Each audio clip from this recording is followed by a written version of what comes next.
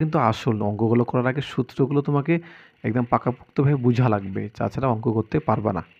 শুরু করি তাহলে ১ নম্বর সূত্র, ১ নম্বর অঙ্ক। ১ থেকে 0 বদলে কত হয়? দেখো ১ থেকে 0 বদলে ১ হয়, মানে ১ বসলাম, সিম্পল একদম, সহজ একদম, হ্যাঁ? আচ্ছা। এবার দেখো 0 থেকে 1 বদলে কত হয়? ১, এই যে আমরা এখানে শিখলাম 0 থেকে 1 বদলে কত হয়? ১। তো 0 থেকে 1 বদলে কত হয়? ১। এখানে আবার হাতে ১ থাকলো কিন্তু, ওই যে হাতে 1 থাকলো। এখানে হাতে 1 থাকলো। তাহলে এখানে আমাদের হাতে 1 আছে। এটা চিহ্ন দিয়ে রাখলাম, হ্যাঁ? হাতে 1 আছে। আচ্ছা। তো এখানে আমাদের হাতে 1 আছে। এবার ১ আর ১ বিয়োগ করলে কত হয়? ০। ১ থেকে ১ বিয়োগ করলে ০ হয়। ওই ০র সাথে এবার হাতের কি করতে হবে? এখন বিয়োগ করতে হবে। বুঝতে পারছো কি? ১ আর ১ যোগ করলে ০, যে ০, ওই ০র সাথে হাতের যে ১ আছে সে ১কে আবার কি করতে হবে? বিয়োগ করতে হবে।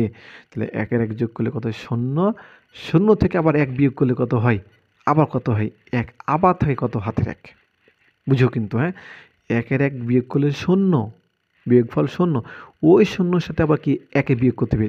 যেটা বিয়োগফল পাবা সেইটা থেকে আবার হাতে যে ১ ছিল না, এই ১ টা বিয়োগ করতে হবে।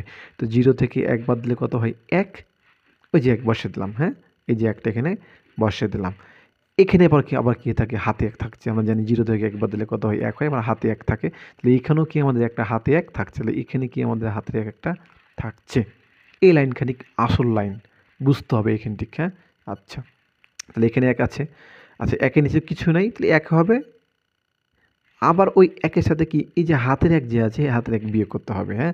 তাহলে ১ এর সাথে ১ বিয়োগ করলে কত হয়? ০। যেহেতু নিচে কিছু নাই, ওই ১ এর সাথে আমরা কি ১ বিয়োগ করে দিলাম। এই হলো আমাদের অঙ্ক। আশা করি তুমি বুঝতে পেরেছ। আশা করি তোমরা বুঝতে পেরেছ। এখানে হাতের যেটা আছে, ওই হাতের জিনিসটাকে নিয়ে কাজ করতে হয়। আমরা আরও অঙ্ক করি। অঙ্ক করতে, করতে আমরা